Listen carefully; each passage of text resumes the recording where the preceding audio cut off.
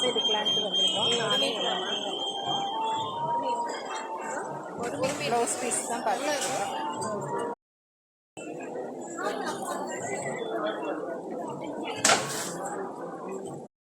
ரோஸா cotton sari பார்த்தீங்கன்னா 350 தான், நல்லாயிருக்கு.